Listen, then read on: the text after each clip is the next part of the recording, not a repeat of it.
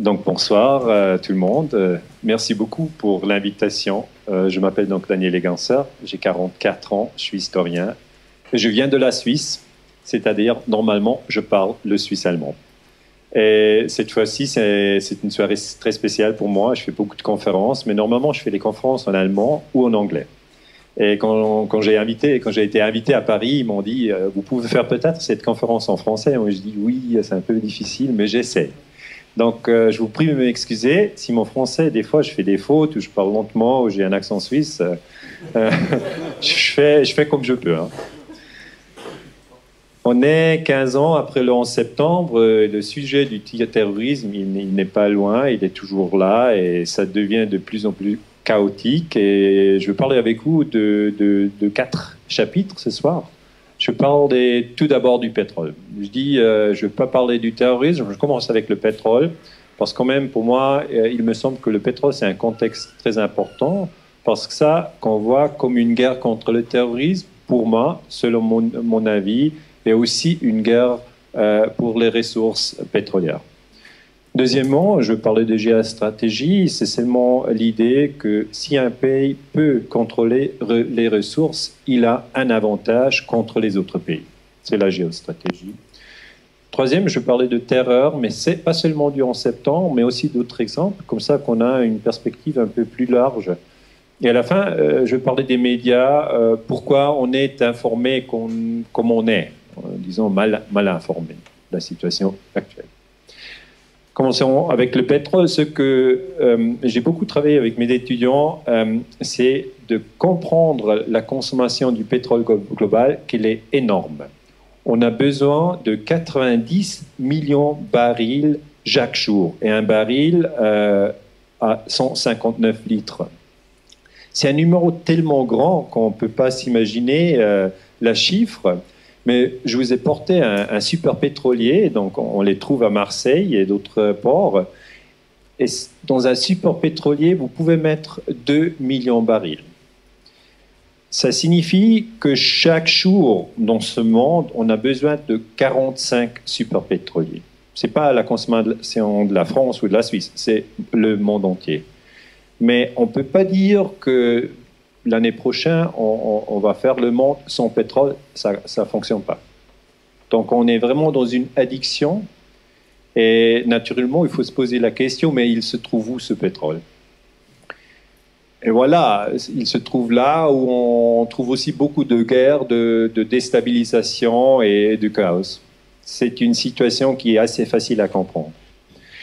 Et moi, je regarde très clairement ce que fait la Russie, ce que fait la Chine et ce que fait les Américains. Parce que là, ces 3 pays sont les plus puissants dans le monde. Ce n'est pas la Suisse, ce n'est pas la France, ce n'est pas l'Allemagne non plus. Ces 3, ils sont très puissants, il faut les regarder très très clairement. On a aujourd'hui 200 pays dans le monde et c'est clair qu'on ne peut pas regarder tous les pays tous les jours. C'est trop de travail.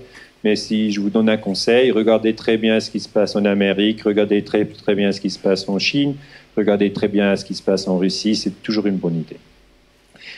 Et les Chinois, ils construisent des îles. Ce qui est un peu bizarre, parce que là on pense, qu'est-ce qu'ils font? Ils vont faire un Club Med, mais c'est pas ça. Ils construisent des îles et après ils disent, ces îles, dans le South China Sea, ils nous donnent accès au pétrole et au gaz. Donc, la Chine revendique 90% de la mer de Chine, supposée riche en gaz et pétrole. Et si vous regardez très clairement, vous voyez, les Philippines, ils ne sont pas d'accord. Hein. C'est normal que le voisin, il ne veut pas que la Chine prenne le pétrole de cette région. Mais ça signifie que nous regardons ici un problème qui est beaucoup plus grand et beaucoup plus ancien que cette, soit dite, guerre contre le terrorisme qui est seulement d'une quinzaine d'années. La lutte pour les ressources, c'est une chose que les historiens ont travaillé dessus traditionnellement. Si on regarde la Russie, qu'est-ce qu'ils font? Ils vont, dans le 2007, pôle de Nord, et là, 4 km sur le niveau de la mer, ils mettent un drapeau. Ça, c'est assez bizarre, parce que normalement, on met un drapeau à un endroit où tout le monde le voit. Et c'est facile à comprendre que là, personne ne le voit. Parce qu'il fait très froid et c'est la nuit tout le temps. Mais pourquoi ils mettent le drapeau? C'est la même raison que la Chine met les îles. Ils disent, c'est à nous, le pétrole et le gaz dans la pôle du Nord. Les Américains et les Canadiens ne sont pas d'accord, et les Norvégiens non plus.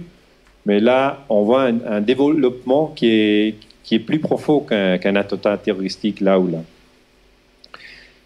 C'est clair que pour le pétrole, je vous ai déjà dit, on a besoin de 90 millions barils par jour. J'ai un peu des fois l'impression que mes étudiants, ils peuvent seulement mémoriser une seule chiffre par jour, donc ça n'a rien à faire avec vous. Mais si vous voulez mémoriser une seule chiffre de cette présentation, ça sera les 90 millions barils par jour.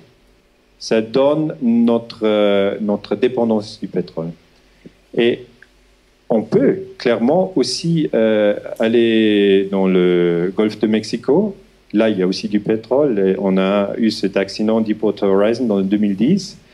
Il faut se rendre compte que là, on est allé 5 km juste pour atteindre le pétrole. On va déjà très très loin. Il n'y a pas de guerre dans cette zone, mais il faut des investissements, il faut de la technique, il faut faire un très grand effort. Aussi, on peut aller au Canada, parce que les gens ils disent, mais du pétrole, il y a aussi d'autre part, il n'y a pas seulement le pétrole dans l'Irak. Oui, c'est vrai, au Canada, il y en a aussi, mais ça, ce n'est pas le pétrole liquide. Ce sont les sables bitumineux. Et si on va les chercher, on va au Canada, à Alberta, on coupe la forêt, et après c'est comme ça. Et là, ce n'est pas une solution qu'on peut dire, voilà, pour le pétrole, on a trouvé une bonne solution. Non, c'est plutôt un signe que vraiment, comme humanité, on est un peu dans une crise. On fait à peu près tout pour atteindre ce pétrole. Et une autre image des sables bitumineux, il y a des camions très très grands et la production est seulement de 2 millions de barils par jour. Ce n'est pas beaucoup qui viennent de Canada et c'est à besoin d'un prix assez haut de 50 à 100 dollars par baril. J'ai écrit un livre, mais malheureusement, il est seulement en allemand. Il s'appelle Europa im Erdölreich, die Folgen einer gefährlichen Abhängigkeit, ça veut dire une dépendance dangereuse. Donc, cette dépendance du pétrole, elle est dangereuse, et nous sommes tous dedans. Et j'ai quand même l'impression que les différents gouvernements, avec le département de la Défense, avec les services secrets, ils réfléchissent sur le pétrole, ils réfléchissent sur les énergies, et ils connaissent très très bien cette dépendance. Donc ça serait, par exemple, pas possible d'avoir le pétrole seulement en France pour la population de la France. Il n'y en a pas assez. Hein. Et en Suisse, il n'y a pas de pétrole du tout. Donc on a quand même besoin d'aller dans d'autres pays et chercher du pétrole là.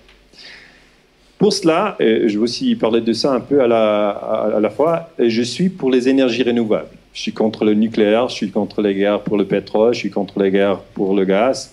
C'est très très difficile de faire cette transition dans un système des énergies renouvelables, mais c'est possible. Moi, je suis complètement convaincu que c'est possible, mais ça va être un monde complètement différent.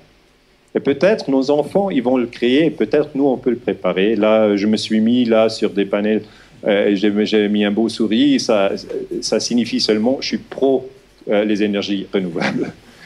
Vous voyez, aujourd'hui, on fait la communication avec les photos. Hein, c'est clair, les jeunes, ils communiquent avec les photos.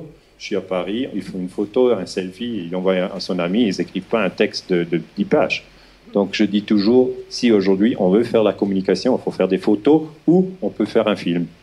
Mais écrire les livres, c'est un peu à l'ancienne. Moi, je le fais encore, j'aime bien les livres, mais là, je veux dire, je suis pour les énergies renouvelables. J'ai aussi acheté une voiture électrique.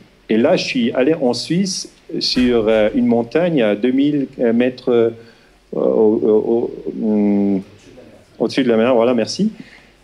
Et là, comment dire, ces voitures qui vont en électricité, ils fonctionnent. Hein. Parce que là, il y a des gens en Suisse qui disent bon, mais ça ne va pas sans pétrole, et si tu as une voiture électrique, il faut la pousser, et ça ne va pas du tout. Ce n'est pas vrai du tout. On a aujourd'hui des voitures, aussi en France, qui sont électriques. Et moi, je ne vais plus à la station de gaz. Je ne vais plus. Parce que la voiture, j'ai dans mon garage, et sur ma maison, j'ai des panels électriques. La dernière chose que je dois encore faire, c'est de jeter la télévision. Je n'ai pas encore fait. Est-ce qu'il y a des gens ici qui ont jeté la télévision, qui n'ont plus la télévision? C'est très bien. J'ai encore la télévision parce que j'aime bien le football. C'est à cause de ça. Je regarde Paris Saint-Germain ou Madrid, ça. Il ne faut pas utiliser la télévision pour information. Hein. Il faut toujours dire qu'on a la télévision, c'est plutôt pour distraction. Comme ça marche très bien. Là aussi, l'énergie hydraulique, c'est une alternative pour le pétrole, pour le gaz et aussi pour le nucléaire. Je sais qu'il y a beaucoup de nucléaire ici en France. Moi, je suis contre le nucléaire et les gens qui sont dans le nucléaire, ils disent ça ne marche pas du tout avec les énergies renouvelables. C'est pas vrai. C'est possible, mais après, on n'a plus les mêmes structures. Parce qu'on a des structures décentrales, donc décentralisées dans plusieurs petits endroits. Donc, c'est les petits gens. Et ce n'est pas la même power structure. Et ça, j'ai bien compris, parce que toute cette question avec l'énergie, parce que j'ai des étudiants qui disent, mais monsieur Gonser, alors si vous pensez toute cette guerre pour le terrorisme, c'est une guerre pour le pétrole et le pétrole, pourquoi on ne change pas le système demain? Ça sera facile. Je dis, non, ce n'est pas tellement facile, parce qu'il y a beaucoup de l'argent dans le vieux système. J'ai eu une discussion avec Peter Fosser, qui était le chef de Shell. Shell est encore beaucoup plus grand que Total. Et c'était une discussion suisse. Lui aussi, il est suisse. La compagnie, elle n'est pas suisse, elle est hollandaise. Et moi, j'ai dit, il faut aller vers 100% renouvelable. Et j'ai dit, j'ai un petit institut qui s'appelle Cyper, on est 4. Et lui, il a 90 000 personnes employées. Donc, c'est beaucoup plus grand. Et ce que je voulais dire, c'est, dans cette discussion, moi j'ai dit, il faut aller vers 100% renouvelable. Et Shell, le chef de Shell, il a dit, on peut consommer less de pétrole si on consomme plus de gaz. Hein? C'était son idée. Parce que maintenant, il veut vendre gaz.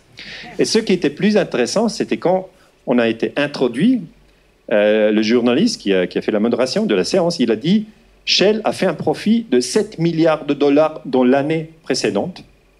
Et Peter Fosser, il a corrigé, il a dit, c'était le profit du premier trimestre. Donc, il faut quand même se rendre compte de quoi qu'on parle. Aussi, si on pense à des armes qui ont produit et qui vont dans les guerres, c'est un business. On parle quand même des business très, très grands. Et j'ai regardé un peu le chef d'ExxonMobil. ExxonMobil, c'est la plus grande en Amérique. Qu'est-ce qu'il a gagné? Là, il a gagné 35 millions de dollars par année. Mais il n'est pas content. Et pourquoi est-ce qu'il n'est pas content? Parce que son précédent, il a gagné encore plus. C'est Lee Raymond et il a gagné 357 millions de dollars. C'est 1 million de dollars chaque jour. Donc, si vous êtes dans une situation comme ça, vous dites le fracking, c'est bien pour les enfants, et la guerre contre l'Irak, c'est très bien parce qu'elle nous donne accès au pétrole qui avant était sous contrôle d'État. Le même pour le Libye. Mais à la population, les gens, on ne peut pas dire à eux, maintenant on va faire une guerre en Libye parce qu'il y a du pétrole. Et ils n'acceptent pas. Hein. Donc il faut dire, en Libye, il y a un dictateur, en Irak, il y a un dictateur, et là, on va lutter contre les dictateurs.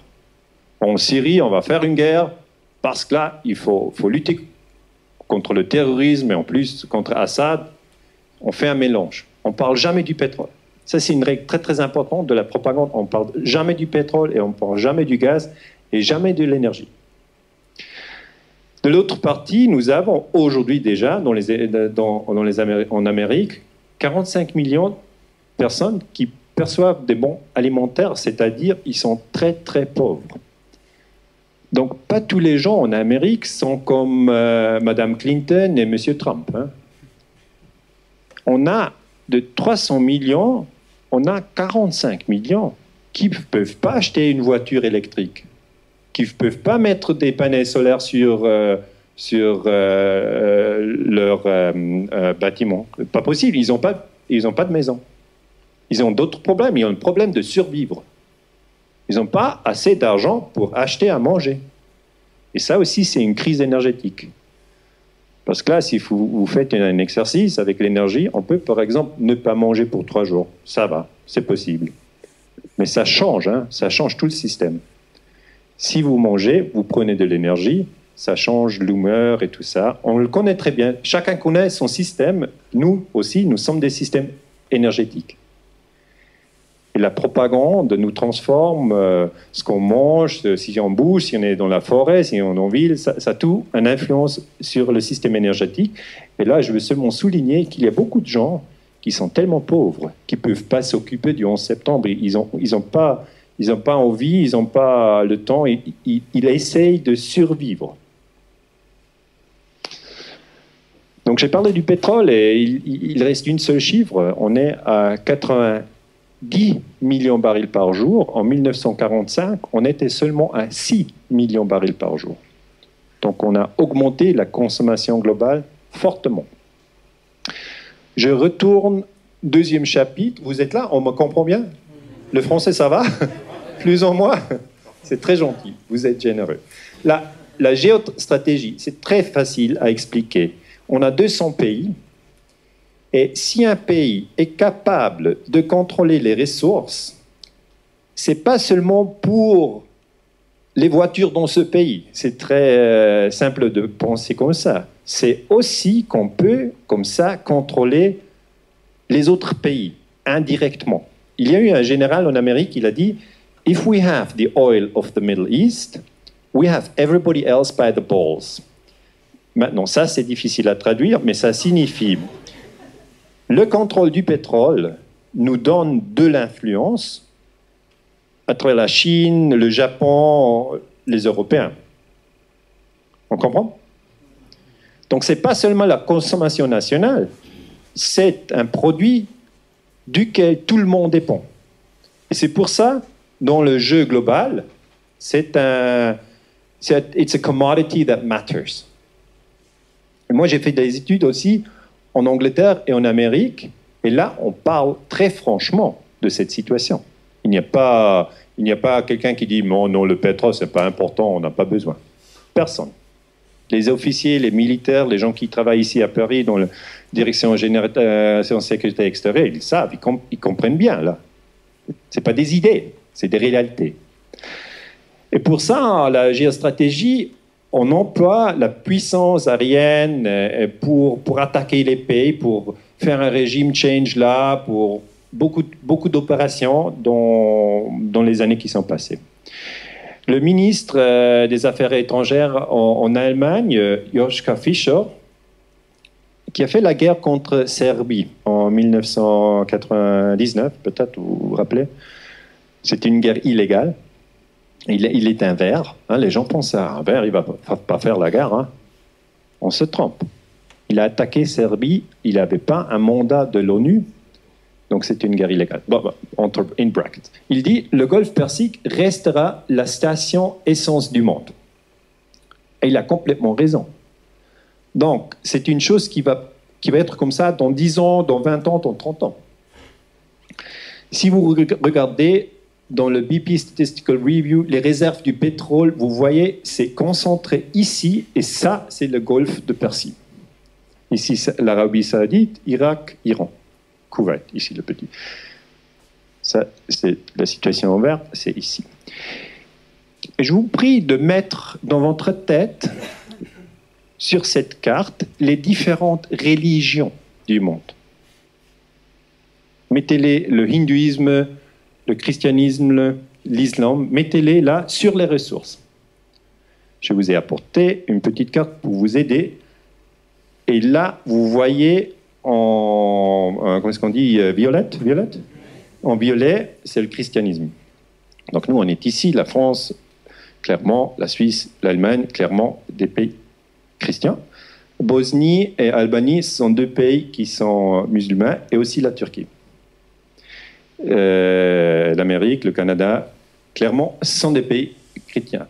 Et l'OTAN est la puissance d'une organisation militaire chrétienne.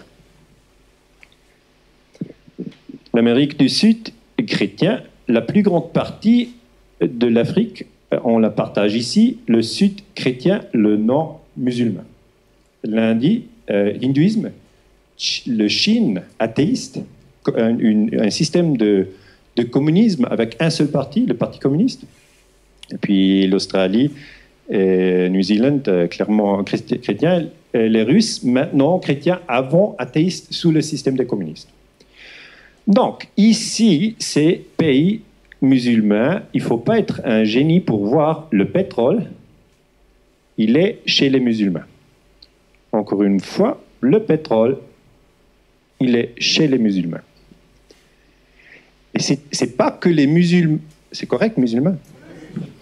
Musulmans. C'est pas que les musulmans ont entendu « Ah, le pétrole, il est là », et puis on fait un grand voyage. Hein? C'est pas comme ça, historiquement. Parce que le pétrole a commencé de le consommer en 1850, et les musulmans, ils étaient là avant. Donc là, il n'y a pas une conspiration. Et ici, en France, et aussi en Suisse, et en Amérique, on a l'impression, à cause des médias qu'on consomme tous les jours, que les musulmans sont dangereux et qu'on sont tous des terroristes. Okay? On a cette histoire depuis 15 ans. Et il est répété tous les jours.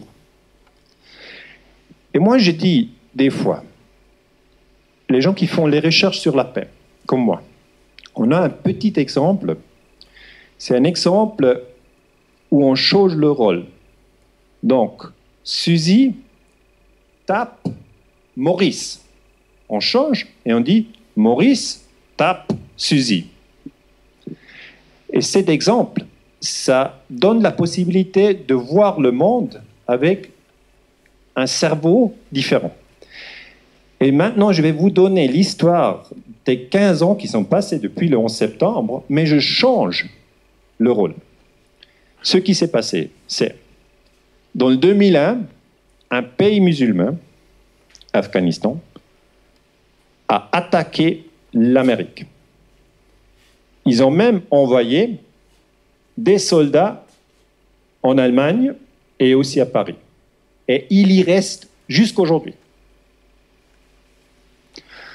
Dans 2003, l'Irak a attaqué la Grande-Bretagne et a attaqué l'Amérique.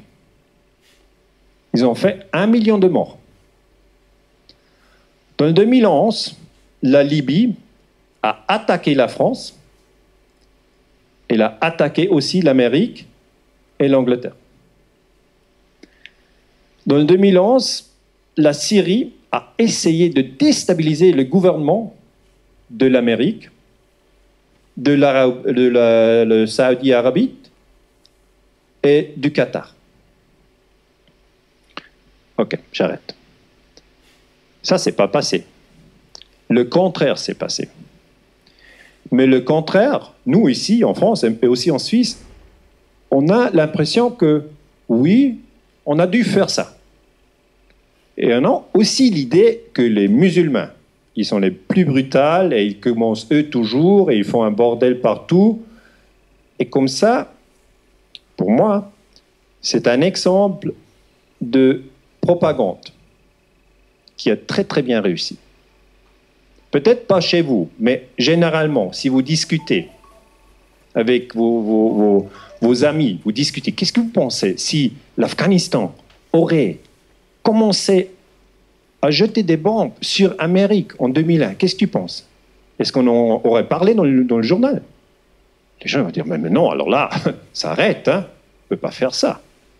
Et si on dit, si en 2011, Kadhafi aurait envoyé des avions en France et commencé de jeter les bombes en France, ils disent, mais non, alors là, incroyable. Donc tout ça, c'est incroyable. Mais le reste, c'est bien accepté. On le voit encore mieux avec les drones. On a 6000 morts de drones, les drones américains, donc les avions, il n'y a pas de pilote dedans.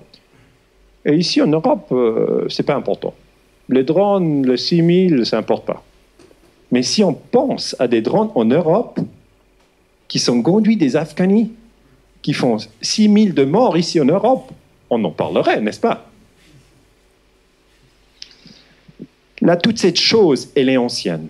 Le contrôle du pétrole du Moyen-Orient, elle a commencé dans 2000, après la Seconde Guerre mondiale, en 1944. Là, Roosevelt était le président américain et il a dit aux Anglais, il a dit, le pétrole iranien, c'est à vous. Le pétrole irakien et koweïtien, nous le partageons, et le pétrole saoudien, c'est à nous. This is an original quote. C'est un quote original de Roosevelt à l'ambassadeur Lord Halifax. Donc, les Américains ont fait venir les Angleterres dans le White House et ils ont expliqué la situation coloniale. Elle était comme ça. Et là, la guerre contre le terrorisme, elle n'existait pas, hein, quand même. Il faut le rappeler. Et aujourd'hui encore, on a une situation très, très étroite entre l'Amérique et l'Arabie saoudite. Tout le monde peut voir que ça, c'est une réalité, malgré que l'Arabie saoudite est un sponsor de terrorisme. Ça, c'est très, très bizarre. Les gens me posent des questions. Est-ce que c'est vrai que le wahhabite sunni islam est radical, qu'il dit aux gens qu'il faut faire du djihad? Je dis oui, généralement, on peut dire ça. Puis il me pose la question, mais pourquoi est-ce que les Américains ne parlent pas avec le roi en Arabie saoudite et lui disent, mais t'arrêtes. Je dis à cause du pétrole. Parce que les Saoudis, ils produisent 10 millions de barils par jour, et les Américains, ils ont besoin de 20 millions de barils par jour. Et après, Obama, il est venu, il a dit « change, yes we can », mais là, il n'y a pas de changement. Ces deux pays, les Américains et les Saoudis, maintenant, essayent de faire un régime change en Syrie. On peut le regarder maintenant, live, très directement. Aussi, la France essaie de faire un régime change en Syrie. C'est illégal, hein, on ne peut pas le faire. Et pour faire ce régime change, ils utilisent des terroristes. Donc, de nouveau, elle n'est pas tellement simple, cette guerre contre le terrorisme, parce qu'on a l'impression que normalement, on lutte contre le terrorisme. Et s'il n'y a plus de terroristes, la guerre est finie et on est content. C'est pas comme ça. Des fois, on soutient les terroristes pour faire un régime change, comme en Libye. C'est un secret. Normalement, c'est un secret. Vous n'avez pas dans la télévision et vous n'avez pas dans les journaux. Mais c'est un secret bien connu. Hein. Il y a des secrets qui sont très bien connus. Et là, vous voyez que le roi, en l'Arabie saoudite, il a changé. Ça, c'est Abdullah, et ça, c'est Salman. Mais les gens, ils ne regardent pas très bien. Et si on ne regarde pas très bien, on ne voit pas très bien. Ça change vite. Donc là, vous voyez, on a une situation où les Américains sont en contact avec les Saoudis depuis longtemps. C'est pour ça qu'ils vendent des avions militaires aux Saoudis. La Saudi Arabie fait une guerre en Yémen, pas de problème, ils peuvent le faire. Et en Iran, ça c'est ici, il y a une grande rivalité, ça on ne voit pas trop clairement. Les Saoudis ils sont sunnis, le Iran, ils sont les chiites. Ce qu'on dit aussi comme ça, en français. Ils sont les chiites, et là, les deux, un peu comme les catholiques et les protestants, ils ne sont pas d'accord, ils ne sont pas des amis. On pense toujours, c'est clair, tout le monde musulman, c'est un groupe. C'est pas ça. Le monde chiite, là, en 1908, a découvert le premier pétrole dans le Proche-Orient, en Persie. Et en 1950, ils ont dit, ce pétrole, on le contrôle nous, maintenant. On ne veut pas donner aux Américains, aux Anglais, ça suffit. Donc, une guerre contre la colonisation. Et là, les Américains et les Anglais, ils ont dit, mais ça ne va pas. Les Iraniens, ils veulent contrôler le pétrole eux-mêmes, mais ça ne va pas, c'est trop. Et ils ont fait, le Premier ministre, Mossadegh, ils ont fait un régime change. C'était le service secret CIA et le service secret MI6, dont les services secrets américains et anglais. Et les gens, ils pensent, on fait cette guerre pour la démocratie. Ce n'est pas vrai du tout. Allez dans le 53 et vous voyez, même s'il y a une démocratie, et la démocratie fait un mauvais choix, soit qu'ils veulent contrôler le pétrole eux-mêmes, on détruit la démocratie. C'était une très très belle démocratie en Iran, on l'a détruite. Donc ces guerres pour le pétrole, ils persistent et moi je pense qu'ils vont continuer, malheureusement. Je ne vois pas que ça change très vite, c'est une chose très très vieille. Et aujourd'hui, on le vend sous un nouveau prétexte. C'est la guerre contre le terrorisme. Mais on voit qu'on nous raconte des mensonges tout le temps. Dans 1990, on avait cette affaire des couveuses. Couveuses, je dis bien. Donc, je vous explique un peu ce que c'est la propagande. Dans la propagande, Goebbels a très bien expliqué qu'il faut seulement répéter une chose 1000 fois. Ce n'est pas important si c'est vrai ou si ce n'est pas vrai. Il faut la répéter 1000 fois. Comme ça marche la propagande. Et les gens, ils pensent, mais Goebbels, il est mort, Hitler, il est mort, il n'y a plus de propagande aujourd'hui. Et ça, c'est stupide. Hein. Il y a beaucoup de plus de propagande parce qu'aujourd'hui, avec la télévision, c'est encore plus fort. Et la propagande ici, c'était de ne pas parler de pétrole, mais de parler de bébés. Les bébés, c'est idéal pour la propagande. C'est encore mieux que le terrorisme. Je vous raconte une histoire. En août 1940, c'est Saddam Hussein, le dictateur irakien, il a fait une invasion de Koweït. Ça, c'est illégal. Okay? It's a war crime. On ne peut pas le faire. Non, il l'a fait. Les Américains ont dit, maintenant il faut aller en Koweït, il faut libérer Koweït. Et après, il y a eu quelques officiers américains qui ont dit, non, j'ai pas envie d'y aller, c'est qu'une guerre pour le pétrole, je ne vais pas me tuer pour le pétrole. Et puis, président Bush, le vieux, pas l'autre, en Suisse on dit le vieux, je ne sais pas, peut-être le vieux, vous comprenez bien. Bush, le vieux, il a dit, non, là, c'est la lutte entre les bons et les mauvais. Et pour faire cette histoire plus forte, on a une histoire qui est circulée dans les médias, on ne savait pas où elle venait. Il disait, les soldats de Saddam, ils ne sont pas seulement allés à Koweït, ils sont allés à l'hôpital. À l'hôpital, ils sont allés chercher les bébés, ils les ont pris et sortis des couveuses et jetés par terre. Donc ils ont tué les bébés. C'est pas Bush le vieux qui a raconté ça, et c'est pas Schwarzkopf le général qui a fait gagner la guerre, parce que là, au vieux mec, il y a la méfiance. C'était une jeune fille de 15 ans qui a raconté cette histoire, et elle a dit, j'ai travaillé comme infirmière dans l'hôpital, moi j'ai vu avec mes yeux. Voilà, je vais vous expliquer une chose.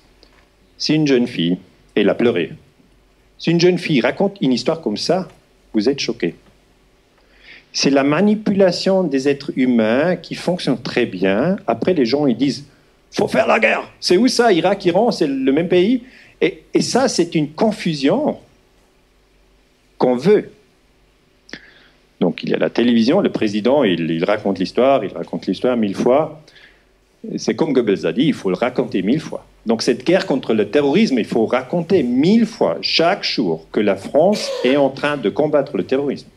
Il ne faut jamais dire la France essaye de faire un régime change en Syrie et soutient les terroristes parce qu'il y a quand même pas mal de pétrole en Syrie, Iran, Irak. Ça ne va pas. Les gens, ils n'acceptent pas.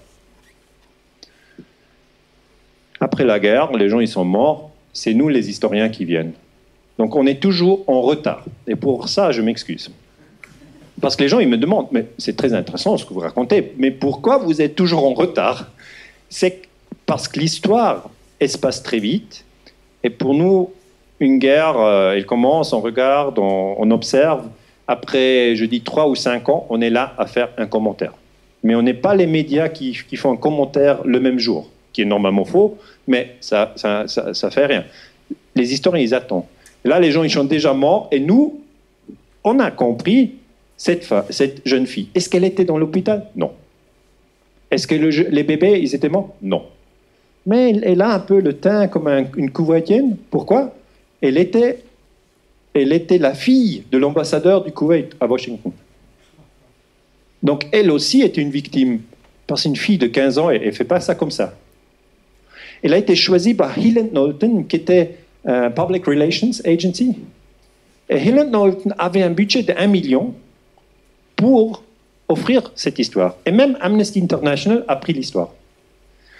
Donc ce qu'il faut faire dans la propagande, c'est de choquer les gens et de ne pas parler du pétrole et du gaz. C'est ça ce qu'il faut faire. Donc cette guerre, voilà, c'est des images vraies. À la fin, les Koweïtiens, les Irakiens se sont retenus et ils ont mis du feu. 2003.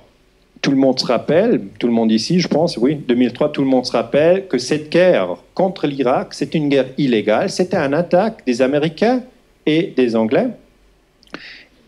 Et elle a été vendue de nouveau avec un moment de choc. C'est quoi le choc? C'est le ministre d'Affaires étrangères des Américains, Colin Powell, qui a dit « Saddam Hussein, il a des weapons of mass destruction ». Exact, merci. Les armes de destruction massive, et il va donner ces armes aux terroristes, et après, on a un 11 septembre nucléaire ou biologique. Alors, les gens étaient choqués. Puis on a dit, vous êtes contre la guerre? Les gens ont dit, oui, je suis contre la guerre, j'étais toujours contre la guerre, je suis contre le terrorisme, je suis contre la violence, je suis contre. Puis ils ont dit, ah ouais, les terroristes vont faire un attentat jusque là où vos enfants vont à l'école. Vous êtes toujours contre la guerre? Les gens, ils ont dit, dans ce cas-là, peut-être il faut faire une dernière guerre. C'est comme ça que ça marche. Ça marche avec la pression. Dick Cheney, il a dit, nous avons des raisons de penser que Saddam Hussein possède des armes de destruction massive. Et il a dit que Saddam va essayer de faire une bombe atomique. C'est des mensonges. C'est que des mensonges. Et ça, il y a beaucoup de personnes aujourd'hui, en France, en Suisse, en Allemagne aussi, qui ont réalisé ça. Je pense que c'est bien connu, je ne vous raconte pas rien de nouveau. Et ça veut dire que beaucoup de personnes aujourd'hui savent que cette guerre contre le terrorisme, elle est pleine de mensonges. Elle produit beaucoup de désordre, de chaos. Parce qu'après, quand Saddam Hussein était mort, les Américains ont installé un gouvernement chiite à Bagdad.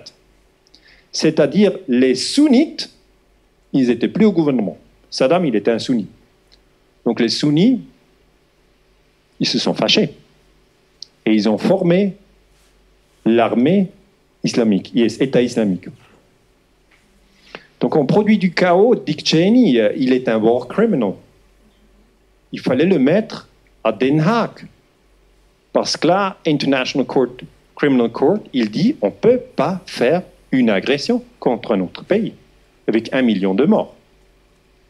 Vous voyez, si vous tuez une personne, 2 personnes, la police va vous arrêter. Vous allez en prison et c'est correct comme ça. Les politiciens, dans la guerre contre le terrorisme, ils tuent 1 million de personnes et ils ne sont pas touchés. Personne ne les touche. Donc, si vous avez ce sentiment qu'il y a quelque chose qui ne va pas, je vous assure, vous avez complètement raison. Vous avez complètement raison.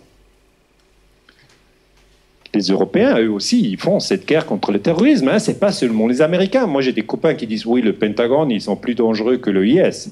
Je dis, oui, c'est vrai, mais aussi les Européens, ils participent. Les Anglais, qu'est-ce qu'ils ont fait? Eux aussi, ils ont attaqué l'Irak. Tony Blair, il a dit, l'Irak possède des armes chimiques et biologiques. C'est ça pour choquer les gens. Leurs missiles sont opérationnels en 45 minutes. Là, j'explique, il faut, pour choquer, comme la propagande a toujours dit, il faut avoir un moment immédiat. On ne peut pas dire ils ont des missiles dans 10 ans. Hein? Les gens vont dire, bon, dans 10 ans, il ne faut pas faire la guerre aujourd'hui. On va regarder dans 5 ans. Il faut faire doucement, on va boire un vin, puis demain, on en discute. Pour choquer les gens, il faut dire immédiatement, aujourd'hui. Et nous, comme chercheurs, aujourd'hui, nous savons que cette guerre contre l'Irak était fausse, qu'il y a plein de mensonges. Mais on regarde, qu'est-ce que les Américains, les soldats qui sont en Irak, qu'est-ce qu'ils pensent, eux? Donc, il y a eu une investigation de The Times, c'est un journal, et ils ont trouvé que 85% 90% des soldats américains en Irak ont expliqué que leur mission était de punir Saddam Hussein pour son rôle dans les attentats du 11 septembre. Et même sur le casque, c'est le casque, ils ont dessiné le Pentagone et les Twin Towers. Ils ont oublié le World Trade Center.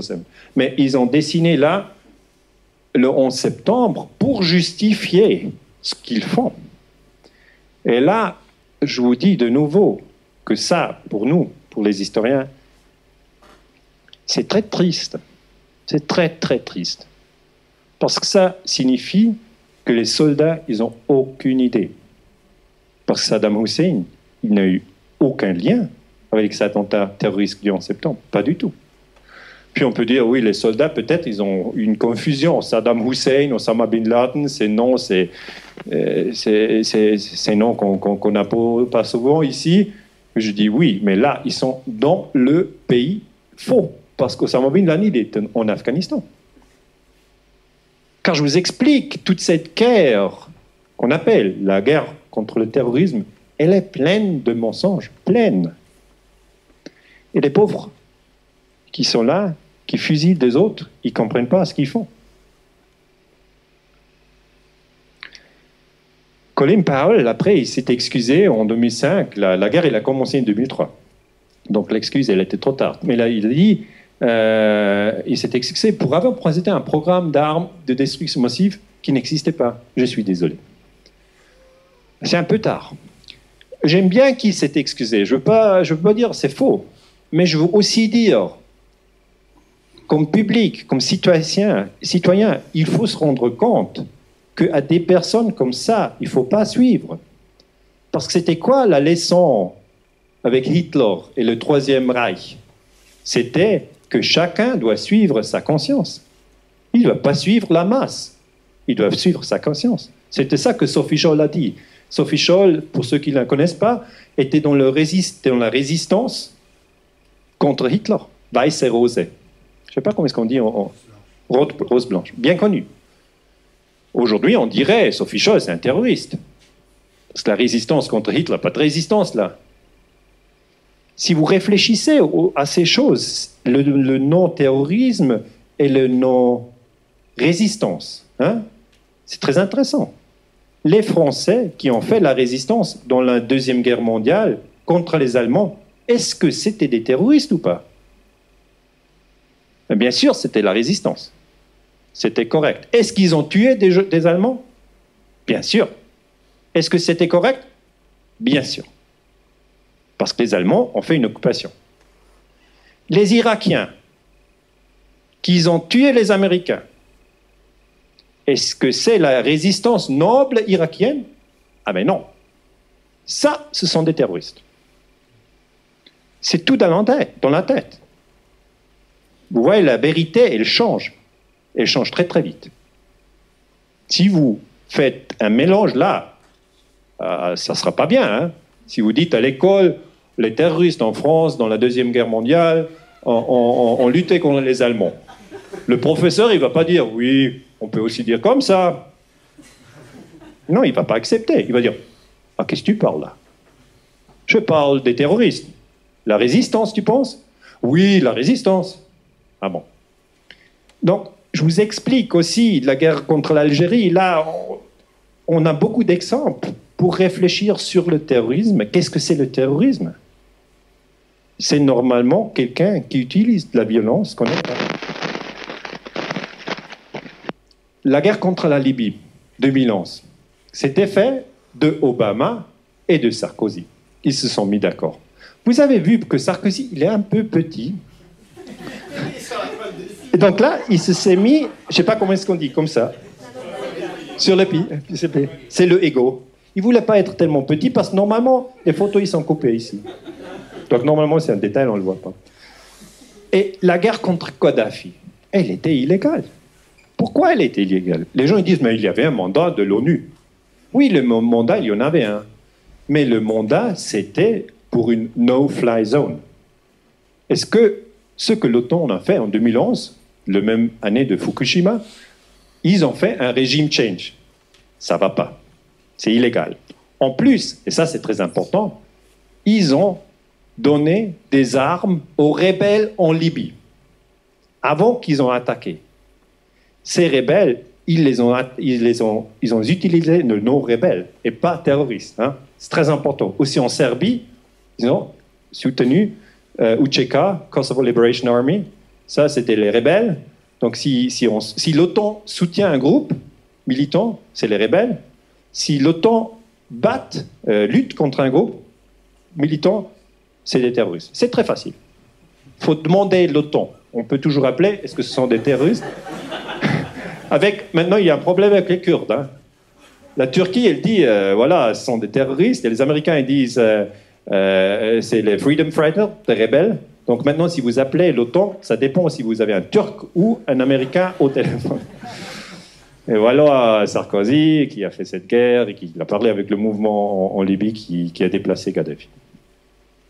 La nouvelle guerre est en Syrie, je vous ai déjà raconté.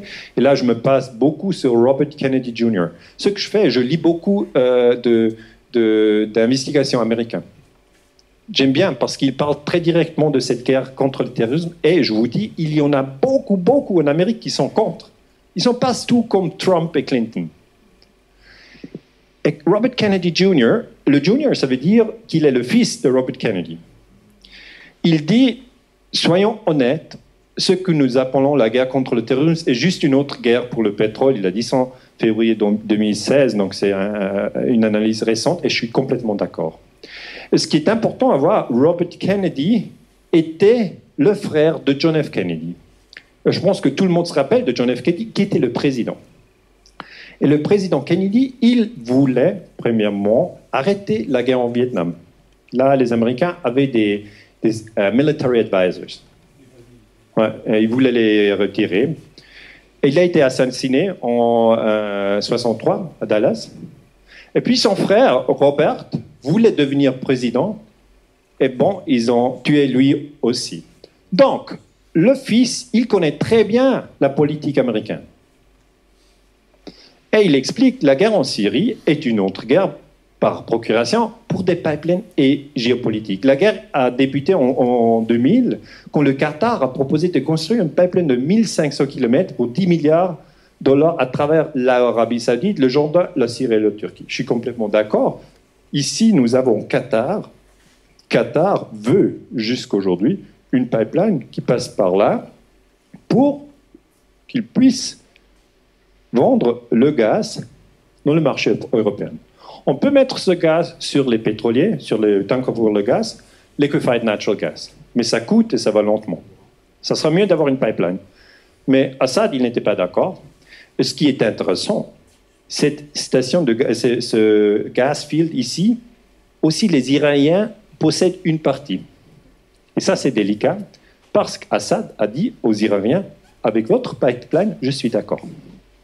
Alors, contre le Qatar et l'Iran, il y a quand même des problèmes dans ce cas-là, parce que le Qatar et les Saoudis, ils veulent faire un régime change en Syrie. L'Iran, il ne veut pas.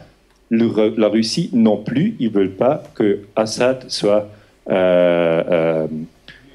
viré, thrown out of power. Les Américains, eux aussi, ils veulent faire un changement de gouvernement en Syrie, mais c'est illégal. Aussi, Assad, il ne pouvait pas faire un changement de gouvernement en Amérique. Hein. On ne peut pas.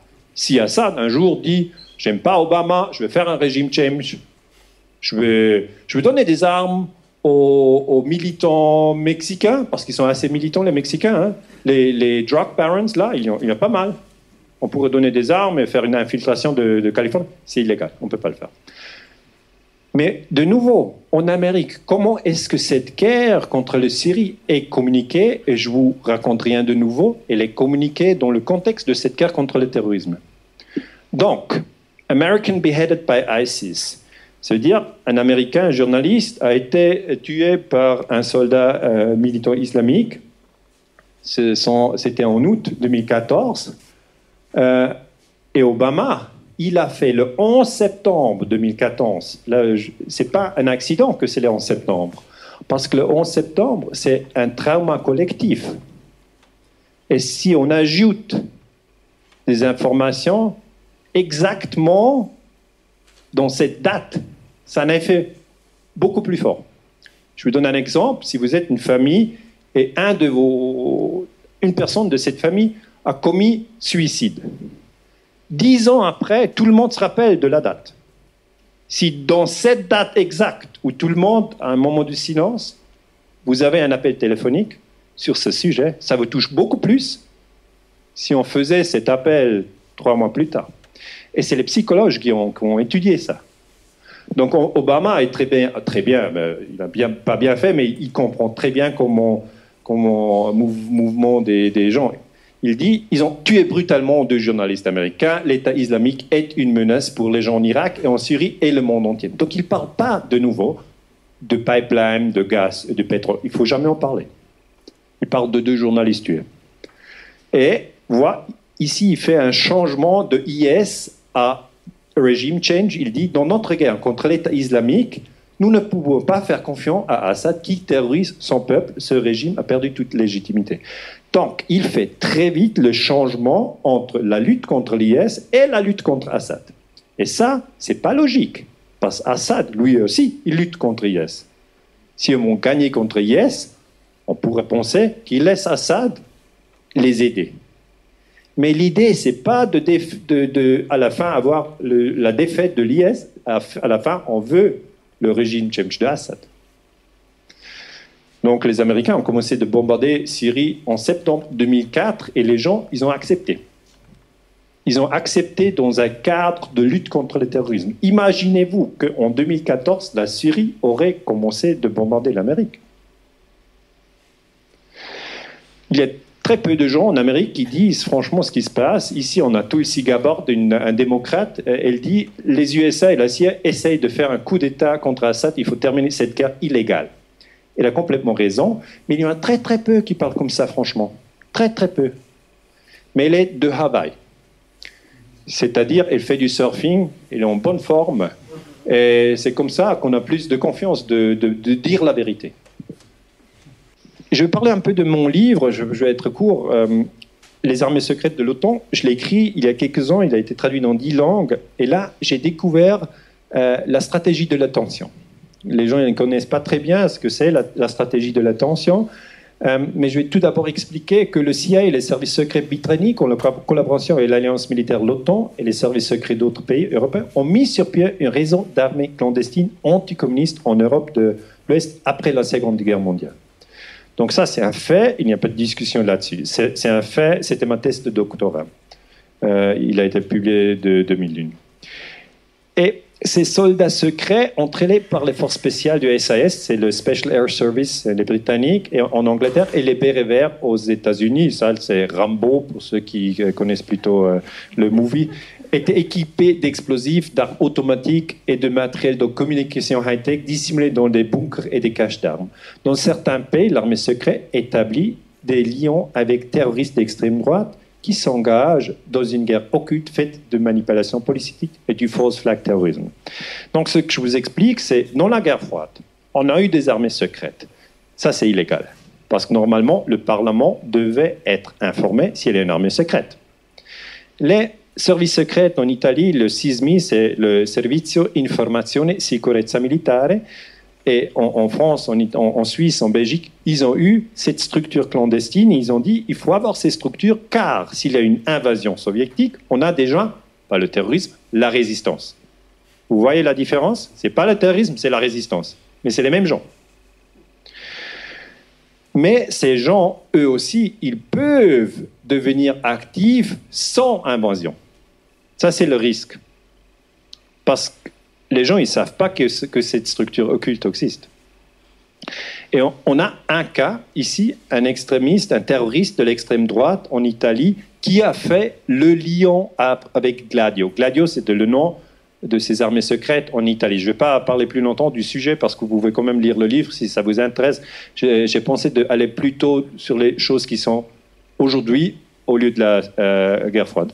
Et Vincenzo Vinciguerra, il a été mis en prison et au juge, il a expliqué comment ça fonctionne, le terrorisme manipulé. Il dit il fallait s'en prendre aux civils, aux gens du peuple, aux femmes, aux enfants, aux innocents, aux anonymes, sans lien avec quelconque jeu politique. Donc vous faites un attentat terroristique dans une gare, dans une ville, dans un avion, n'importe où, pour avoir la peur dans tout le pays. Et ici en France, vous savez de quoi j'en parle. La raison en était assez simple. Il était censé forcer ces gens, le peuple italien, vous pouvez mettre ici le peuple américain, le peuple français, le peuple en Belgique, à se remettre à l'État pour demander plus de sécurité. Parce que c'est ça ce que les gens normalement font. Ils ne pensent pas à peut-être c'est le service secret qui, en collaboration avec des islamistes qu'ils ont infiltrés, ont fait un attentat terroristique. Ce n'est pas les gens qui pensent comme ça. Ils disent, ah voilà, l'État doit nous sauver, on va donner beaucoup plus de l'argent, de pouvoir, de loi, de surveillance. C'est assez de logique politique que obéissent tous ces meurtres et tous ces attentats qui restent impunis. Car l'État ne peut s'inculper lui-même ou avouer sa responsabilité dans ce qui s'est passé. Dit Vincenzo Vinciguerra dans les années 80, et lui-même, il a fait un attentat terroristique à Péteano, 1972. Ils ont mis de l'explosif dans une petite voiture. Puis la police, elle est venue, elle a vu cette voiture, elle a ouvert le coffre, bang, sauté, 3 policiers sont morts. Puis on a eu un appel téléphonique, ils ont dit, c'était les communistes, nous sommes les communistes, on a fait cet attentat. Donc c'était dans tous les journaux, les communistes, les communistes, et comme ça on a pu discréditer les communistes. Et après on a trouvé, ce n'était pas les communistes, c'était lui, c'était Vincenzo Vinciguerra, et il a dit, oui, c'était moi. Il a dit, pardon, mais il fallait le faire. Et ça, c'est le terrorisme false flag. Et pour nous, pour historiens, il nous faut 15 ans après l'attentat jusqu'on trouve ça. Les gens ils disent, oh super, tu ne peux pas faire plus vite. Non, on ne peut pas. On peut vous expliquer que des fois, on a le terrorisme manipulé, et ça signifie qu'il ne faut pas faire la guerre contre d'autres pays si on ne comprend pas bien ce qui s'est passé. Si on parle de Rainbow Warrior, en 1985, le DGSC, le service secret français, Direction générale de la sécurité extérieure, a fait un attentat contre ce bâtiment. Pourquoi? Parce qu'ils ont dit ce bâtiment de Greenpeace, il est toujours là où on veut faire des essais nucléaires. Donc, ça gêne. Et puis Mitterrand, président socialiste, a décidé de détruire ce bâtiment. Après, il a dit non, j'ai rien dit. Mais le ministre de la Défense français a dû démissionner. Et Pierre Lacoste, chef de DGC, lui aussi, il a dû démissionner. Mais si on regarde maintenant, aujourd'hui, comme historien, on sait exactement ce qui s'est passé. On sait même qui a mis les bombes du DGC. Et maintenant, il y a la question, est-ce que lui, il est un terroriste? Mais lui, il a dit non, ce n'était pas une opération terroristique, c'était une opération sabotage. C'est ça, c'est tous les mots. C'est les mots dans la tête qui font la différence. Dans les années 80, si on parle plus du terrorisme, on a donné des armes aux Moudjahidines. Donc on a armé les musulmans en Afghanistan. Le CIA a donné des armes à Osama Bin Laden, d'autres, pour créer Al-Qaïda. Et l'idée, c'était de combattre les soviets. C'était Brzezinski, qui était le National Security Advisor du président Carter, qui a dit qu'il faut faire ça. Après, on a eu les talibans, on a eu Al-Qaïda, donc il a eu quand même des questions si c'était une bonne idée de donner des armes aux extrémistes. Et puis le nouvel observateur, en 98, il a fait une interview, il demandait « Vous regrettez d'avoir soutenu les terroristes islamiques ?» C'est 3 ans avant le 11 septembre.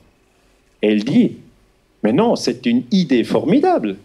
Qu'est-ce qui est plus important pour l'histoire du monde, les talibans ou la chute de l'Empire soviétique ?» Quelques musulmans énervés. En anglais, c'est « Some stirred up Muslims » ou la libération de l'Europe centrale et la fin de la guerre froide. Donc, ça, ce que vous expliquez, c'est le terrorisme, il est utilisé comme un instrument. Et voilà, on a Ben Laden, il est là, et après, ils ne savaient pas quoi faire avec Al-Qaïda. Ils les ont transportés en Bosnie. Dans la guerre de Bosnie, il y a eu les militants islamistes. Mais c'est un autre détail, je ne peux pas en parler.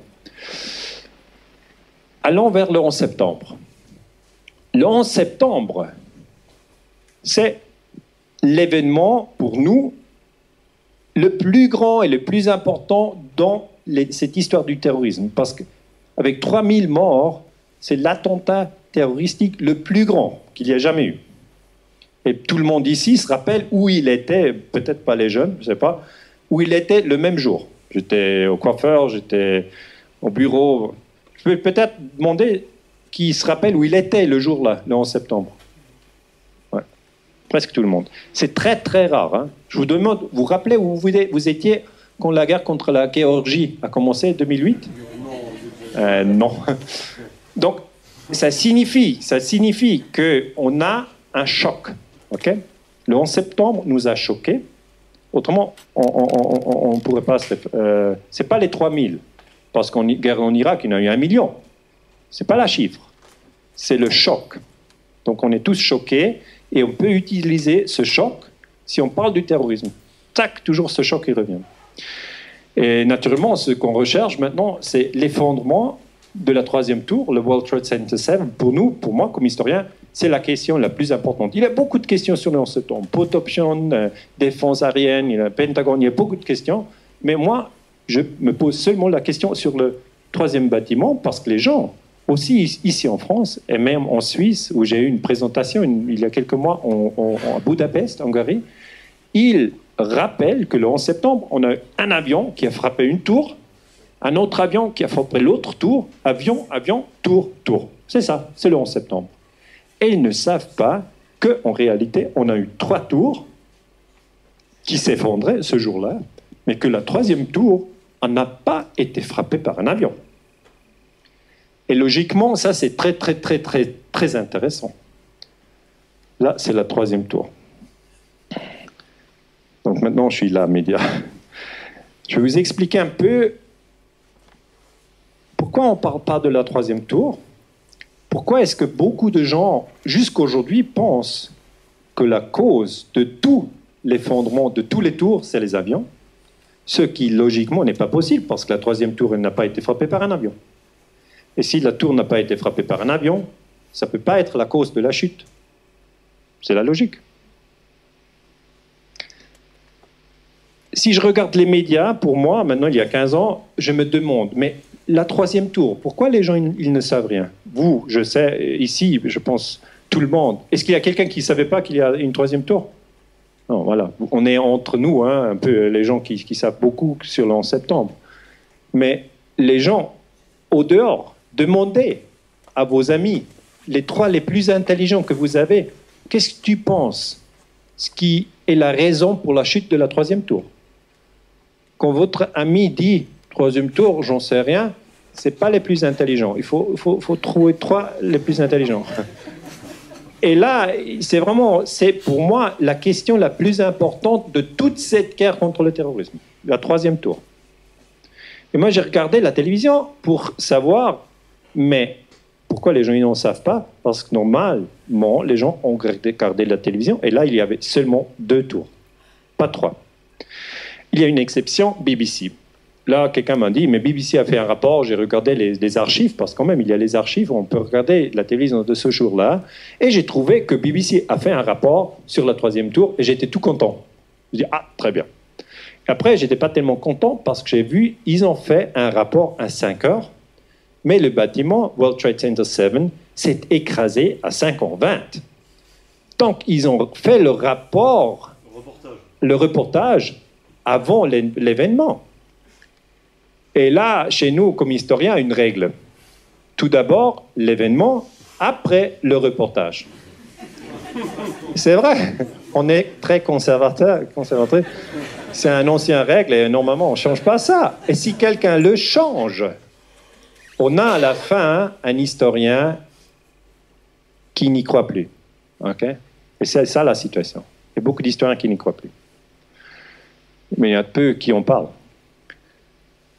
Et là, c'est Jane Standing qui fait le rapport. Et dans le 2008, Richard Porter, qui est le head de BBC World News, il dit « Nous avons travaillé sur les informations incorrectes. » Donc, il a confirmé « Oui, on a fait un rapport, mais c'était faux. » Et il dit « Nous avons eu cette information par Reuters. » Mais Reuters, c'est le système d'information le plus grand. Chaque jour, vous lisez Reuters. Et Reuters, il n'a jamais correcté, on ne sait pas qui c'était. Mais c'est sur l'événement le plus grand terroristique. Nous avons les médias qui rapportent trop tôt. Ça ne va pas. Après, on attend, comme historien, je vous explique un peu le travail des historiens. Dans 2004, on a le rapport officiel. Bush, il a mis sa main sur le rapport, il a dit « c'est la vérité ». Pour nous, c'était un signe de lire très exactement. Parce que là, le rapport, il est de 600 pages. Ils avaient 3 ans pour l'écrire. Alors, on voulait quand même savoir comment te explique-t-il l'effondrement de la 3e tour, World Trade Center 7. Parce que là, on peut dire, ça c'est le moment, le même jour. Mais là, ils ont eu 3 ans. Et si vous lisez ce document, vous pouvez aussi le trouver sur Internet comme PDF. Vous mettez World Trade Center 7, ça vous met 10 minutes. Et vous voyez que le bâtiment, il est mentionné 2-3 fois, mais il n'est pas mentionné qu'il y a eu un effondrement de ce bâtiment. Donc le rapport officiel, il parle que de 2 tours. Et ça ne va pas. Ça ne va pas du tout. On ne peut pas dire, oui, 2, 3 tours, il ne faut pas être là dans les détails. Je vous explique, c'est le début de la guerre contre le terrorisme. C'est le début là. Donc il faut être très très correct. Ça signifie signifie que le 9/11 Commission Report, il vaut rien. Rien du tout. Il manque une tour. Donc on a attendu jusqu'en 2008 où le NIST a parlé du sujet. C'est clair qu'en 2008, personne s'intéressait, pas personne, mais beaucoup de gens ne s'intéressaient plus au sujet. Hein. Mais les historiens, ils sont toujours là. En septembre, qu'est-ce qui se passe? Qu'est-ce qu'on va écrire dans le livre? Qu'est-ce qu'on va écrire? Parce que le livre va être lu de nos enfants. Il faut quand même avoir une histoire. 2008, il y a Shimon Sanders qui présente un rapport du NIST. Donc, il faut comprendre ce que c'est le NIST, le National Institute for Standards and Technology. Ils sont part du gouvernement américain. Donc, son boss, c'est Bush. Et Bush, il est in office jusqu'à décembre 2008. Donc, Shimon Sanders, il dit, on a bien regardé ce sujet, et on a trouvé que la cause de l'effondrement du bâtiment, c'est le feu. Il y a eu un feu dans ce bâtiment et c'est à cause de ce feu qui s'est effondré. Voilà le feu. Et moi, je vous laisse. Je vous laisse avec ces 2 hypothèses. Il y a vraiment l'hypothèse du feu et l'autre hypothèse de control demolition. Et là, je vous conseille d'être très, très prudent et il faut penser au maximum. Le plus clair que vous pouvez. Parce que là, c'est le fondement de toute cette guerre contre le terrorisme. Feu ou control demolition. L'autre hypothèse, c'est moi, au temps-là, 2006, j'ai parlé en Suisse avec Jörg Schneider, qui est un professeur en Suisse à l'Institut Polytechnique de Zurich, et il a dit, je pense que le BTC a probablement été détruit par une démolition contrôlée. J'ai dit, si je mets ça dans un article en Suisse, on va avoir un débat. En 2006, il y a 10 ans, j'ai écrit un article dans le Tagesanzeiger, c'est un journal en Suisse, un quotidien, qui apparaît toujours, c'est quotidien? Non? Oui, quotidien, d'accord. Et là, j'ai dit, il y a 3 thèses sur le 11 septembre. Il y a la thèse surprise, c'est que les musulmans ont fait un attentat. Bush, Cheney, ils étaient complètement surpris, ils ne pouvaient rien faire. C'est la thèse officielle. C'est aussi une conspiration, mais c'est les 19 musulmans qui ont fait une conspiration. Deuxième thèse, c'est l'IHOP, Let It Happen on Purpose. C'est-à-dire, Bush et Cheney, ils sont des criminels. Bin Laden, lui aussi, il est un criminel. L'attentat a été fait réellement, mais les services secrets américains et le militaire américain ont vu que l'attentat va venir. Ils ont laissé passer l'attentat, ils ont infiltré les terroristes, les groupes terroristes, pour, à la fin, avoir un choc contre leur population et faire de guerre dans plusieurs pays. Troisième thèse, c'est MIHOP, Make It Happen on Purpose, c'est-à-dire Osama Bin Laden, il n'y a rien à faire avec les attentats. C'est les Américains eux-mêmes qui ont fait un inside job. Donc, ces trois thèses, ils sont là jusqu'aujourd'hui, surprise, Lee Hope, Me Hope, et moi je dis pas je connais la vérité, mais je dis il faut une analyse scientifique de tous les détails et les mettre sur ces théories. Alors là, c'est pour ça, ça supporte ça. C'est ça ce qu'on fait normalement en histoire. Et Schneider, lui, il a dit le bâtiment, il a 81 colonnes. Et le NIST, il dit la colonne 79 a été détruite par un feu. Et à cause de ça, tout le bâtiment s'est effondré. Ça, c'est l'histoire officielle du bâtiment 7. Et Schneider, en Suisse, il m'a dit, mais écoutez, s'il y a une seule colonne qui n'a plus la stabilité, là, à cause du feu, ce qui est possible, il en reste 80. Et pour avoir une chute symétrique, il faut les déstabiliser tous les 81 au même moment. Il a dit, si je retourne, excusez, il a dit, il faut regarder ce mouvement-là. Il a dit, ça c'est important. Alors maintenant, je fais avant et retour. Hein, il n'a pas fait comme ça. Non, je voulais expliquer. Mais si c'est la BBC. Ouais, là, ouais, la BBC. Là, c'est le moment le plus important parce qu'on voit une symétrie. Et pour avoir cette symétrie, il faut serrer tous les colonnes le même moment. C'est ce qu'il dit Jörg Schneider. Et lui, en Suisse, il a construit ces bâtiments et en service militaire en Suisse, il les a détruits. Donc, il connaît bien comment on fait ça. Moi, je ne connais pas parce que je suis historien. Je n'ai jamais fait la calculation pour un bâtiment et presque tous de nous, on n'a jamais fait la calculation pour un bâtiment. Donc, c'est difficile. Mais c'est absolument sûr que le bâtiment a eu 81 colonnes, ça c'est sûr. C'est aussi sûr que le bâtiment s'est effondré complètement. C'est aussi sûr qu'il n'y a pas eu d'avion. À la fin, il reste le feu ou control demolition. Et je vous laisse ça. Hein.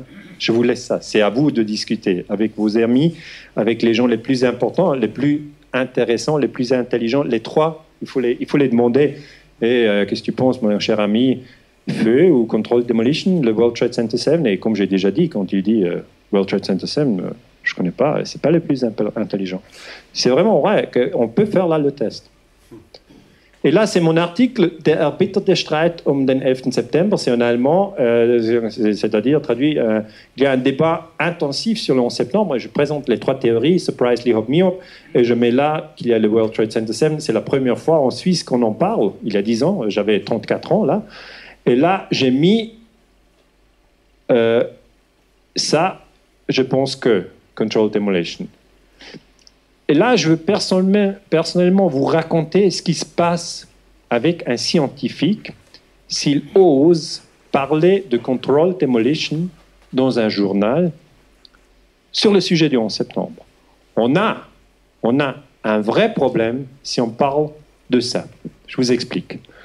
Le jour après, un autre journal dit « Verschwörungstheoretiker Amerikaner wehren sich ». Maintenant, je vous raconte l'histoire en Suisse. Je ne sais pas ce qui s'est passé en France, mais là, en Suisse, c'était comme ça. Les Américains se défendent, et tout de suite, ce mot, comment est-ce qu'on dit, Verschwörungstheoretiker, conspirationniste. Conspirationniste. Complotiste. Donc, si un historien dit « Bush, il a dit la vérité », on est un super bien historien. Si on dit « c'est pas sûr, si Bush a dit la vérité », on est un conspirationniste. Là, je vous expliquer qu'on est dans une guerre d'information aujourd'hui et les scientifiques ont peur de parler du 11 septembre parce qu'ils ne veulent pas perdre la réputation. C'est que ça. Ce n'est pas qu'ils sont bêtes, qu'ils ne comprennent rien, mais ils pensent je ne veux pas avoir des problèmes. C'est un peu ça. Et Richard Cage, qui a donné une présentation à Berlin, là, de nouveau, il l'appelle un conspirationniste et ils prennent une photo qui n'est pas idéale. Mais c'est très facile, ces trucs. Vous pouvez toujours faire une photo, même de vous, et vous choisissez la bonne. Mais ici, on prend des photos pas idéales et on prend un mot qui est un mot de bataille dans cette guerre d'information. Et comme ça, pour tout le monde qui fait la recherche sur le 11 septembre, pour tout le monde qui fait la recherche sur cette guerre contre le terrorisme, la recherche devient de plus en plus difficile. En Allemagne, moi je vous raconte des choses de la Suisse et d'Allemagne parce que je ne suis pas français, je ne connais pas le débat en France. J'ai entendu qu'ici en France, vous avez eu beaucoup de problèmes de parler du 11 septembre. C'est un peu ça, c'est vrai, non? Voilà. En Allemagne, ils ont aussi problème. Le Spiegel, il mit les tours, ils ont tourné comme ça et disent, comme les conspirationnistes tournent la réalité sur la tête. Wie Konspirationsfanatiker die Wirklichkeit auf den Kopf stellen. C'est un sujet 2 ans après les attentats, en 2003. Donc le Spiegel, il a très très fortement soutenu Bush. Très très fortement. Et si on pense que l'Allemagne a fait une guerre contre Afghanistan, même la France a fait la guerre contre Afghanistan, c'est tout basé sur le 11 septembre. Donc ça, si le 11 septembre est un mensonge, la guerre contre Afghanistan, elle est complètement illégale. Donc c'est un sujet délicat. Je ne sais pas, vous êtes, je pense, souvent sur Internet, peut-être vous avez vu ce site-là. C'est un parlementaire qui s'appelle Yukihisa Fujita. Il est du Japon. Et au Japon, dans le 2008, ils ont parlé de la chute du World Trade Center 7 au Parlement. Ce que je veux vous expliquer, c'est que ce sujet du 11 septembre, on en parle, mais pas au public. C'est un peu comme ça. On en parle du World Trade Center 7, on dit qu'est-ce qui se passe, on se pose des questions, parce que les Japonais, vous vous rappelez, dans la Seconde Guerre mondiale, ils n'avaient pas de pétrole, à la fin, ils ont dû faire du kamikaze. Donc, ils comprennent très très bien cette structure-là. Et Richard Gage, qui a parlé ici à Paris, je pense 1 année, c'est correct? Je trouve une personnalité très courageuse. Il est américain, donc c'est très très important que le mouvement pour la paix en Europe et le mouvement pour la paix en Amérique fait une connexion. C'est très important. On a beaucoup d'informations, moi personnellement, des Américains, et ils essayent de nous aider parce qu'ils ne sont pas d'accord avec les guerres que Bush et Obama ont fait. Pas du tout. Et il a dit, en 2014, première fois qu'il était à la télévision, 2014, c'est beaucoup après les attentats, il dit « Nous sommes plus de 2000 architectes et ingénieurs qui demandent une nouvelle enquête sur les attentats du 11 septembre. Le World Trade Center 7 s'est effondré symétriquement en chute libre. La cause ne peut pas être un feu. Je vous ai dit feu ou controlled demolition. Malgré les affirmations du NIST, le NIST, en 2008, a présenté ce rapport. J'en ai parlé. Tous les, 81 colonnes auraient dû perdre leur stabilité au même instant. Donc, lui dit exactement ce que mon professeur en Suisse a dit. Et je suis sûr qu'en France aussi, il y a des professeurs qui pensent exactement la même chose. Ils ne sont pas à la télévision. Bon, peut-être il n'y en a pas. Mais oui, il devrait en avoir. Mais je ne sais pas. C'est la spéculation. Je ne sais pas ce que les professeurs en France pensent. Vraiment, j'en sais rien. Mais c'est un événement très important. Et là, la chute de 3 tours, le même jour, qu'avant on n'a jamais eu une chute à cause du feu, c'est rare. Cela ressemble exactement à une démolition contrôlée. L'histoire officielle ne peut pas être la vérité. Nous avons besoin d'une nouvelle enquête. Donc, en Amérique, il y a un débat sur le 11 septembre qui est beaucoup plus intensif que le débat ici en France. Ils ont beaucoup plus de courage. Ils en parlent, ils en discutent, il y a quand même un peu de mouvement. En Suisse, il y a très peu. En France, il y a très peu. En Allemagne, il y a très peu. Beyond Misinformation, c'est un autre papier qui a été publié en 2015. Je ne peux pas vous présenter tous les détails sur ces débats qui continuent, mais là, il y a une page qui est très importante. Le NIST confirme que le World Trade Center est tombé en chute libre pendant 2,25 secondes. Et ça signifie, même la recherche officielle dit qu'il y a une chute libre. Mais si on parle d'une chute libre, il n'y a pas de résistance du tout dans tout le bâtiment. Et ça, la possibilité d'avoir cet événement sans feu, je trouve, c'est pas très probable. Donc je ne dis pas c'est pas possible. Comme historien, je dois être prudent. Je dis c'est pas très probable qu'on a une chute libre à cause d'un feu sur une colonne. Et je vous laisse à réfléchir, est-ce que ces feux ou controlled demolition. Discutez avec les 3 personnes les plus intelligentes que vous connaissez. Normalement, on se pose la question, mais la New York Times, c'est eux qui sont à New York, c'est eux qui devraient faire une investigation du sujet, car ça, c'est un sujet très important.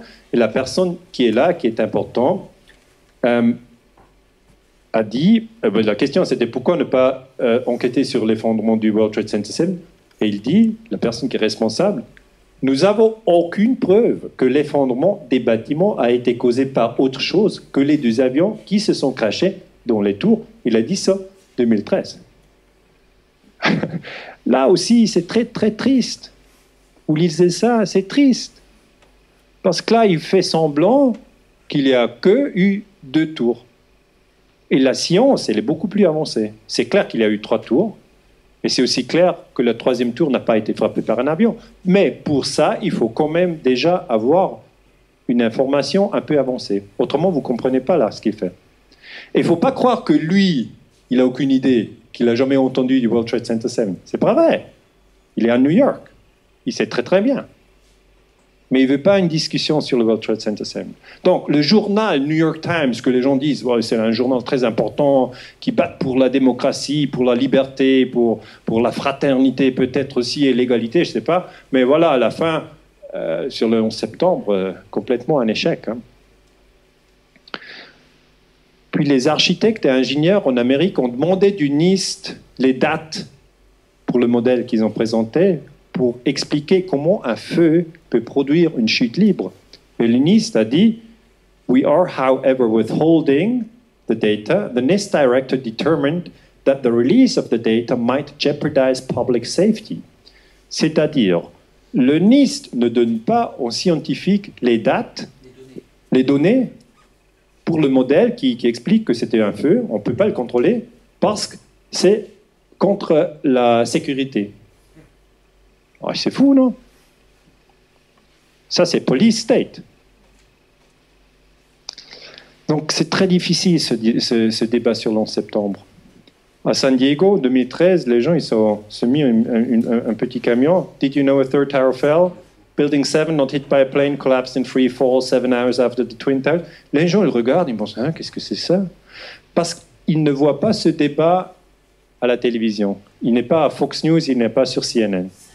Et c'est pour ça que je vous explique toute cette guerre contre le terrorisme. C'est assez difficile pour la comprendre. Il faut faire un effort soi-même. On ne peut pas attendre dans le journal, la télévision. Il faut le rechercher soi-même. Si on fait un effort, c'est assez vite qu'on fait du progrès. Le Spiegel dit pourquoi le ETC-7 s'est-il effondré. 2006, il dit l'effondrement d'une seule colonne a probablement détruit le bâtiment entier. Et ça, le Spiegel, il est respecté en Allemagne comme un des meilleurs weekly hebdomadaires. Un des meilleurs. Donc j'ai des copains qui étudient, qui disent oui, le Spiegel, je fais confiance. Je dis oh, mais tu fais confiance à quoi là? Et moi, personnellement, j'ai eu une expérience très forte. Parce qu'ils m'ont, avant que j'ai parlé du 11 septembre, le 2001, 2002, 2003, 2004, 2005, je n'ai pas parlé du 11 septembre. Mais 2001, j'ai terminé ma thèse de doctorat sur les armées secrètes de l'OTAN, en septembre 2001. C'était une coïncidence. Je parlais du stratégie tension, tout ça, et puis... grand acte de terrorisme. J'ai déjà pensé que l'université, ils m'ont demandé sur cette nouvelle attentat, mais ils ne m'ont pas demandé, heureusement, même je suis préparé, là. On a parlé de la guerre froide seulement. Et les gens m'ont dit, c'est très intéressant, vos livres, mais qu'est-ce que vous dites du 11 septembre? Je dis, oh, c'est pas, c'est compliqué, j'attends encore une année. Puis en 2003, ils sont revenus, M. Ganser, très intéressant, vos recherches sur le terrorisme, vous pouvez peut-être faire un commentaire sur le 11 septembre. J'étais, non, en 2003, c'est trop tôt. Puis ils ont dit 2004, alors quand même, il y a quelques années qui se sont passées, vous pouvez peut-être faire un commentaire. J'ai dit, 2004, non, je ne peux pas encore, je suis encore en train de réfléchir. Mais c'est normal pour nous, les historiens, on n'est pas comme les politiciens ou les journalistes. Ils parlent tout le temps, mais il n'y a pas de substance. Et là, le 2005, j'ai dit, l'année prochaine, je vais faire quelque chose. Et 2006, c'est-à-dire 5 ans après les attentats, c'est la première fois que j'ai écrit quelque chose, c'était cet article que j'ai mentionné. Et avant, ils m'ont dit, der Friedensforscher. Basler Zeitung der Friedensforscher, c'est-à-dire l'historien qui recherche sur la paix. C'est avant la publication. Et après, c'est Verschwörungstheoretiker. C'est la même année. Vous pouvez traduire? C'est-à-dire ETH, c'est l'école polytechnique Zurich et Université de Zurich. Parce que j'enseignais à l'Université de Zurich et je travaillais au Institut de sécurité de ETH. Ils disent, ils se distancent du complot. Ouais, voilà. Et moi, ici, une photo da muss ich jetzt durch, c'est-à-dire il faut faire ce qu'on doit faire. Et là, les tours exploseront toute une page. Là, je vais vous expliquer une chose. Les gens me demandent toujours, mais les scientifiques, les historiens, pourquoi ils se taisent? Pourquoi? Qu'est-ce que c'est le problème? Le problème, c'est la réputation et la peur de perdre son salaire. La carrière, c'est ça. C'est pas que tous les scientifiques sont un peu bêtes. C'est pas ça. Ma situation très personnelle, je vous la raconte, 2006. J'ai publié l'article que je vais montrer et l'autre, celui-là. Il est où? Celui-là. C'était 9 septembre 2006. Puis l'attaque, maintenant 17 septembre 2006, une semaine. Donc l'attaque, elle vient tout de suite. J'ai acheté le journal, je suis à la maison, je montre à ma femme, je dis, j'ai un vrai problème là. Il a dit, oh voilà, un bordel. Je dis oui. Et puis les professeurs à l'Institut de sécurité, ils ont dit, une possibilité là. Jamais tu fais un autre commentaire sur le 11 septembre. Tu te tais. Et on continue notre travail, parce que le journal, là, ça, on oublie. Mais il faut faire cette décision. Moi, je dis, non, mais je ne peux pas, là, je fais les recherches, comment, je ne peux pas me taire. Ils ont dit, mais alors, tu ne vas pas devenir professeur d'histoire.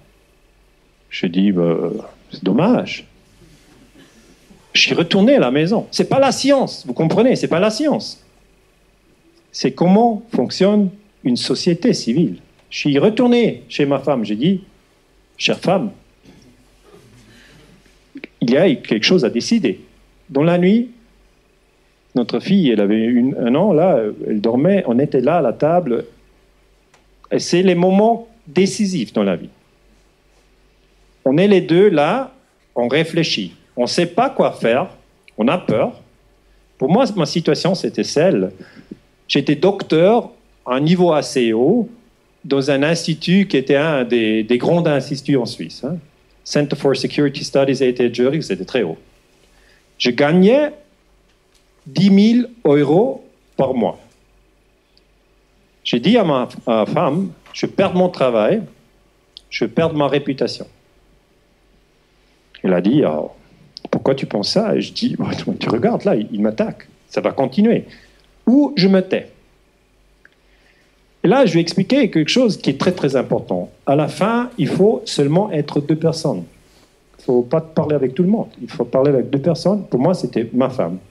Je dis à elle, qu'est-ce que tu penses si je perds mon travail? Elle a dit, je suis avec toi. Je dis, oui, c'est très beau, mais l'appartement, la maison, on ne l'aura plus. Il faut sortir de l'appartement. La voiture, on ne l'aura plus. Parce que là, les frais, tout ça... Elle a dit, t'en préoccupe pas, ça va aller, on peut vivre avec beaucoup moins. Et pour moi, c'était très très important ce moment-là, parce qu'elle m'a soutenu dans un moment critique de mes recherches. Elle a dit, si maintenant, elle m'a posé la question, mais t'es sûr que ce VTC cible s'est effondré? Mais j'ai dit, mais moi quand même, j'ai fait les recherches, je suis sûr. Et puis elle a dit, mais la probabilité que c'est effondré à cause de control demolition, elle est haute ou elle est petite? J'ai dit, elle est haute.